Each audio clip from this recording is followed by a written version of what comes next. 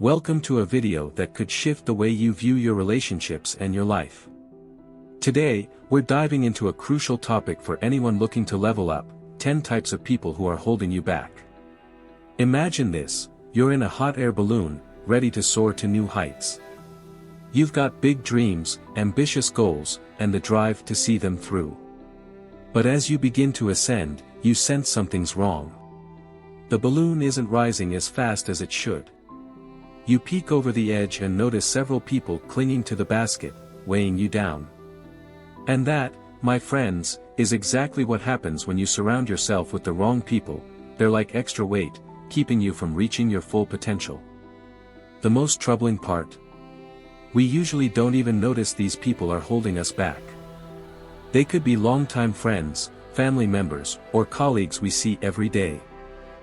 Their impact is subtle, like a slow leak in your hot air balloon, slowly draining your energy, positivity, and motivation. So, who are these people? That's exactly what we're going to break down in this video. We'll explore 10 types of individuals who might be quietly sabotaging your success. First up, the negative Neds and Nancys, who always see the glass half empty. Then, we've got the energy vampires who leave you feeling drained after every encounter. Next are the master manipulators, the ones who play mind games. Don't forget the chronic complainers, never happy no matter what. Then there's the "it's not my fault" crowd, always dodging responsibility. The green-eyed monsters, consumed by jealousy, come next, followed by the narcissists who make everything about themselves. The gossip gurus can't keep a secret, while the growth stunters never support your dreams. Finally, there are the fair-weather friends, the ones who only show up when they need something. Now, you might be thinking, but wait, I don't have toxic people in my life. Stick around, you might be surprised. These types can be masters of disguise, and spotting them is the first step to freeing yourself from their negative influence. Don't worry, this video isn't about pointing fingers. For each type, we'll explain why they're harmful, share real-life stories that might hit home, and most importantly, give you practical tips on how to deal with them. Whether it's setting boundaries, changing how you respond, or, in some cases, cutting ties completely, we've got you covered. Remember, you are the average of the 5 people you spend the most time with. By the end of this video, you'll have the tools to make sure those 5 people are lifting you up, not dragging you down. So, are you ready to cut those sandbags and let your balloon soar? Let's jump in and uncover the 10 types of people who might be holding you back. Negative thinkers. Let's kick things off with the negative thinkers. You know the ones, they find a storm cloud on the sunniest day. These are the people who focus on everything that could go wrong. They've practically earned a PhD in "yeah, but," and seem to be experts at raining on parades. Now, a healthy bit of realism is one thing, but these folks take it to the extreme. Why are they so harmful? Negativity is contagious. Spend enough time around a negative thinker, and you'll start seeing the world through gray-tinted glasses. They drain your enthusiasm, crush your motivation, and make you second-guess your dreams. Take Sarah and her coworker Dave, for example. Sarah had just been assigned a major project at work and was excited about the challenge. Enter Dave, the office pessimist. "Good luck with that," he sneered. "Remember how the Johnson account was a total disaster? This one's probably going to be even worse." In an instant, Sarah's excitement deflated. She started doubting herself and worrying about all the ways her project could fail. Dave's negativity had infected her mindset.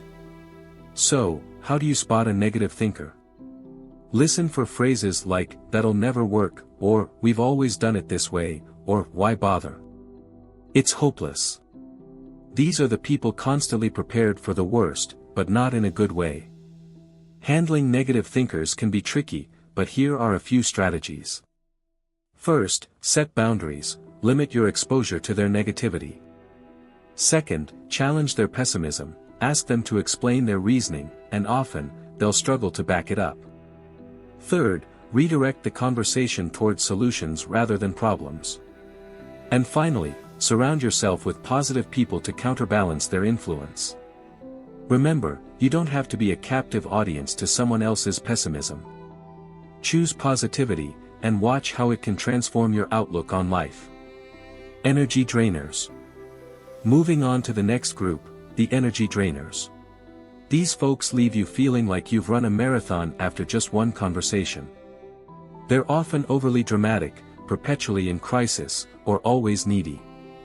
They demand your time, attention, and emotional energy but rarely, if ever, return the favor. So, why are they so exhausting? Your energy is limited, and every moment you spend catering to an energy drainer is time you can't dedicate to your goals, dreams, or self-care. Over time, this imbalance can lead to burnout, frustration, and stagnation in your personal growth. Take Mike and his friend Lisa, for instance. Mike had a major presentation coming up, but Lisa called him, yet again, with another personal crisis. "Mike, you won't believe what happened at work today. You have to hear this." 2 hours later, Mike was mentally drained and behind on his prep work, while Lisa felt much better after venting. How do you recognize an energy drainer? They're the ones who always have some drama or crisis going on. You feel stressed or drained after interacting with them, they rarely ask about your life, and they carry a "woe is me" attitude, often resisting solutions to their problems. Here's how you can deal with them. First, set clear time limits when you interact with them. Learn to say no, you're not obligated to solve everyone's problems. Encourage them to seek professional help if they're constantly in crisis. And finally, take care of yourself, make sure you recharge after draining encounters. Remember, protecting your energy isn't selfish, it's essential for your well-being. You can't pour from an empty cup. Manipulators. Now let's talk about one of the trickiest groups, the manipulators. These people are like chess players in the social world, always thinking a few moves ahead, but not for the right reasons. Manipulators are experts at using emotions, particularly guilt and fear, to control others and get what they want. They're masters of gaslighting, making you question your own reality. One minute they're flattering you, the next they're criticizing you, keeping you off balance and easier to control. So why are they so dangerous? Manipulators chip away at your self-esteem, your trust in others, and even your grasp on reality. Over time, they can leave you feeling confused, guilty, and doubting your own judgment. Take Tom and his sister Rachel, for example. Tom had been saving for a dream vacation for years. Rachel, knowing this, came to him in tears. "Tom, I hate to ask, but I'm in serious trouble. I need $5,000 or I'll lose my apartment. You're the only one who can help me." Feeling guilty and under pressure, Tom gave her the money. A week later, he saw her posting about a lavish shopping spree on social media. How can you spot a manipulator? They often use guilt trips, twist your words, or play the victim when confronted. They might also shower you with compliments, only to follow it up with a request. Dealing with them requires strong boundaries. Trust your gut, if something feels off, it probably is. Set firm limits and stick to them. Don't fall into the trap of justifying, arguing, defending, or explaining, simply state your position. Lastly, seek support from others to reality check your experiences. Remember, you have the right to make decisions without feeling guilty or manipulated. Chronic complainers and the Stoic response. Let's turn our attention to chronic complainers, the ones who can find fault in any situation. Whether it's too hot or too cold, they always seem to have something to grumble about. Surrounded by people who don't support your growth. These individuals might not be openly negative or destructive, but their lack of encouragement, or worse, their passive discouragement, can hold you back from reaching your full potential. Stoicism teaches us to seek out environments and relationships that nourish our growth and to remain steadfast in the face of opposition. Consider the story of Lydia, an aspiring artist who constantly received lukewarm support from her friend group. Whenever she shared her dreams of opening her own gallery, she was met with responses like, "Are you sure that's a good idea? Or, isn't that a bit risky?" At first, Lydia second-guessed her ambition. But after reading the works of Seneca, she realized something important: people who fail to support your growth are often projecting their own fears and limitations onto you. Seneca once wrote, "Associate with people who are likely to improve you." Lydia took this advice to heart. Instead of relying on her old friend group for validation, she sought out fellow artists and mentors who encouraged her aspirations and pushed her to be better. This not only revitalized her passion but gave her the confidence to pursue her dreams without seeking constant approval. Here are a few Stoic strategies for dealing with those who don't support your growth. 1. Evaluate the company you keep. Are the people around you helping you become your best self? If not, it might be time to distance yourself from those who stunt your development. 2. Stay focused on your path. Remember, your growth is your responsibility. Don't let others' doubts derail your progress. As Marcus Aurelius advised, waste no more time arguing about what a good man should be. Be one. 3. Lead by example. Sometimes, the best way to encourage others to support your growth is to show them what's possible. Your achievements might inspire them to grow as well. 4. Set boundaries. Limit the influence of those who don't actively support you. As Epictetus said, the key is to keep company only with people who uplift you, whose presence calls forth your best. In summary, navigating relationships with gossipers, chronic complainers, jealous individuals, and those who don't support your growth can be challenging. However, by applying Stoic principles, you can maintain your peace of mind, foster resilience, and stay committed to your personal and professional goals. Stoicism reminds us that while we cannot control the actions of others, we can control how we respond and, ultimately, how we shape our own lives. Him. She stopped seeking validation from her narcissistic boss and instead focused on the things within her control: her work ethic, her attitude, and her long-term goals. Sarah started documenting her contributions and keeping a clear record of her successes, not to impress Marcus, but to remind herself of her own value. One of the central teachings of Stoicism is to focus on what you can control. As Marcus Aurelius put it, you have power over your mind, not outside events. Realize this, and you will find strength. By applying this philosophy, Sarah began to detach her self-worth from Marcus's approval and instead found it in her own achievements. This shift in perspective gave her the resilience she needed to succeed despite her boss's narcissistic tendencies. Dealing with narcissists, whether they are bosses, friends, or family members, requires patience and a Stoic mindset. Here are a few strategies from Stoicism to help navigate these tricky relationships. 1. Recognize their limitations. Narcissists often act the way they do because they're trapped in their own perceptions. They crave admiration because they're insecure, and they lack empathy because they're disconnected from the experiences of others. By understanding this, you can respond with patience rather than frustration. 2. Don't seek validation from them. Narcissists are unlikely to give you the recognition or praise you deserve. Instead, focus on what you can control: your actions, your efforts, and your self-worth. As Epictetus advises, it's not what happens to you, but how you react to it that matters. 3. Set clear boundaries. Narcissists often have no sense of limits, so it's important to set and enforce boundaries. Whether it's personal or professional, make sure you define what's acceptable and stick to it.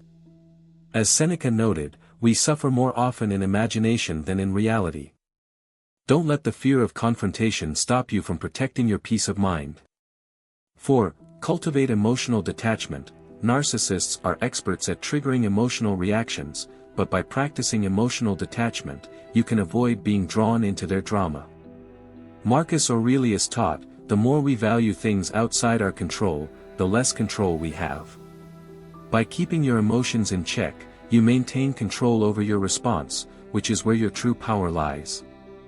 5. Focus on your long-term goals. Narcissists can be distracting, but don't let them sidetrack you from your goals. Stay focused on what matters to you and keep your eyes on the bigger picture. As Epictetus said, first say to yourself what you would be, and then do what you have to do. By applying these Stoic principles, Sarah was able to navigate her difficult relationship with Marcus without losing her sense of self or letting his narcissism derail her career. People who are overly critical. Now let's turn to another type of challenging individual, the overly critical person. Whether it's a parent, a colleague, or a friend, overly critical people seem to find fault in everything, and their constant negativity can chip away at your confidence if you're not careful. Stoicism offers a powerful framework for dealing with such individuals while maintaining your inner peace.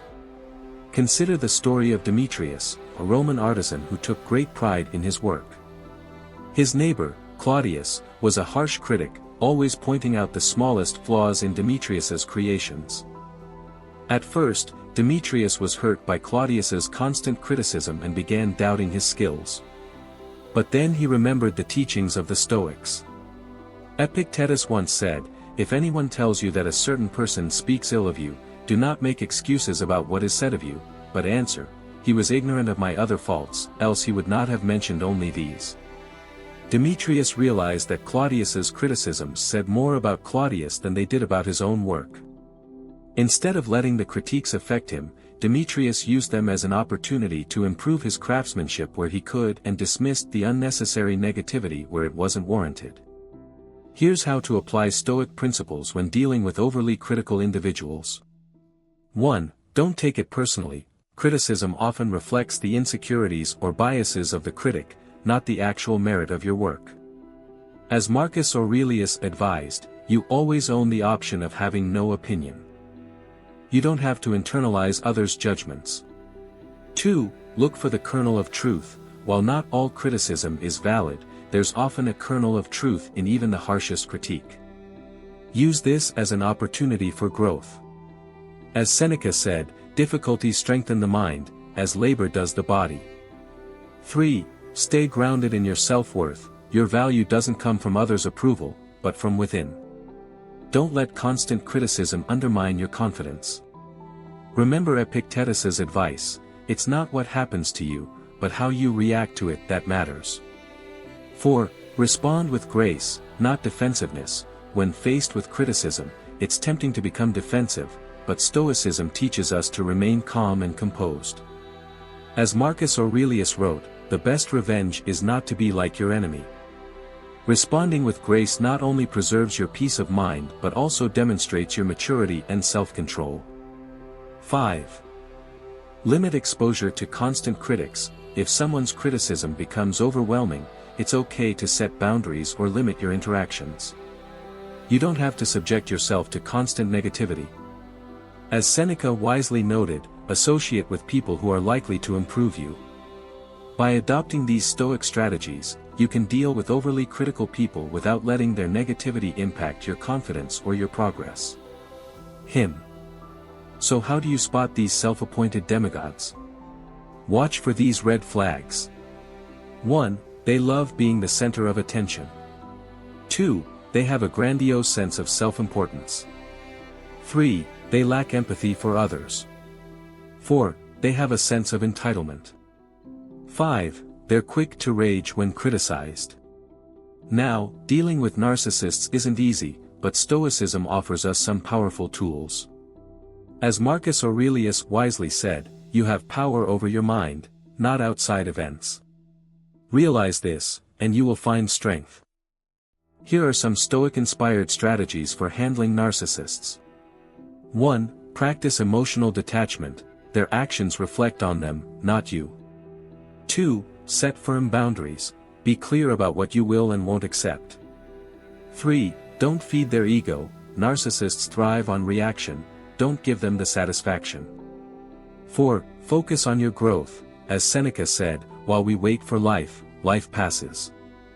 5. Remember your worth. Don't let their behavior diminish your self-value. Sarah applied these principles. She stopped seeking Marcus's approval and focused on her growth. She set clear boundaries and remained calm in the face of his tantrums. Over time, Marcus's impact on her diminished, and she found herself thriving despite his behavior. Here's a truth for you, narcissists are like storms, loud, destructive, and attention-seeking. But you can be the mountain, unmoved, unshaken, standing tall regardless of the weather. Remember, as Epictetus taught us, he who is everywhere is nowhere. Don't let a narcissist's demands for attention distract you from your path. Your peace of mind is too valuable to be held hostage by someone else's ego.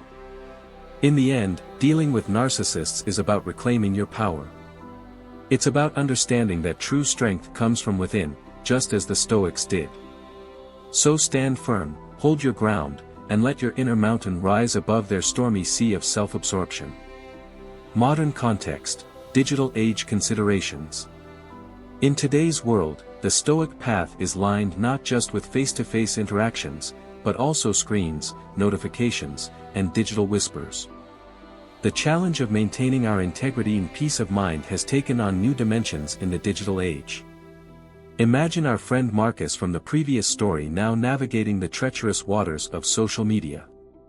He opens his phone to find a barrage of notifications, likes, comments, shares, and messages, all vying for his attention. The modern equivalent of the Roman Forum is now in the palm of his hand, with whispers and shouts from across the globe reaching him instantly. Seneca, one of the great Stoic thinkers, seemed to predict our modern dilemma when he wrote, "To be everywhere is to be nowhere." In our hyper-connected world, it's easy to be mentally everywhere, scrolling through Instagram, checking emails, responding to tweets, and yet nowhere, not fully present in our lives. So how can we apply Stoic principles to our digital lives? Let's consider a few strategies. 1. Be mindful of your digital footprint. Before you post, share, or comment, pause. Ask yourself, as Marcus Aurelius might, is this necessary? Is your contribution adding value, or merely adding noise? 2. Organize your digital space. As the Stoics advised, surround yourself with wise and virtuous people. Be intentional about who you follow and interact with online. Your digital environment shapes your thoughts and emotions just like your physical one. 3. Set digital boundaries. Epictetus taught that true freedom comes from knowing what is within our control and what isn't. Apply this to your digital life by setting clear boundaries, designate times for checking social media, have email-free evenings, or device-free dinners. 4. Practice online empathy. Remember that behind every avatar and username is a real person. Seneca advised, wherever there is a human being, there is an opportunity for kindness. Let this guide your online interactions. 5. Use technology purposefully. Instead of mindless scrolling, use digital tools to enhance your growth. Follow accounts that share Stoic wisdom, use apps for mindfulness and reflection, or join online communities like this one dedicated to personal development. 6. Practice digital detox. Regularly step away from the digital world entirely. As Marcus Aurelius said, nowhere can man find a quieter or more untroubled retreat than in his own soul. Sometimes, the best way to find that retreat is to power down our devices. In applying these principles, we can transform our digital life from a source of distraction and potential negativity into a tool for growth and connection. We can use social media not as a stage for our ego, but as a platform for spreading wisdom and kindness. Final thoughts. As we reach the end of our journey through the challenges of negative influences and the application of Stoic wisdom, remember this: you are the architect of your own life. The power to choose your response to any situation, cultivate your character, and shape your physical and digital environment lies within you. Epictetus reminds us, it's not what happens to you, but how you react to it that matters. This timeless wisdom is as relevant in our fast-paced, digitally connected world as it was in ancient Rome. Whether you're dealing with gossipers by the water cooler or navigating the complexities of social media, you have the power to choose your response. As you move forward from this video, I challenge you to embody the Stoic virtues in your daily life. Be the person who lifts others up instead of tearing them down. Be the voice of reason in a sea of reactivity. Be the steady presence that others can rely on. True strength isn't about controlling others or your environment, but mastering yourself. So, members of the Stoic community, go forth with courage. Face life's ancient and modern challenges with wisdom and grace. And always remember, in the grand theater of life, you get to choose your role. Choose to be the hero of your own story. Thank you for joining me on this exploration of Stoic wisdom. Until next time, stay strong, stay wise, and keep growing.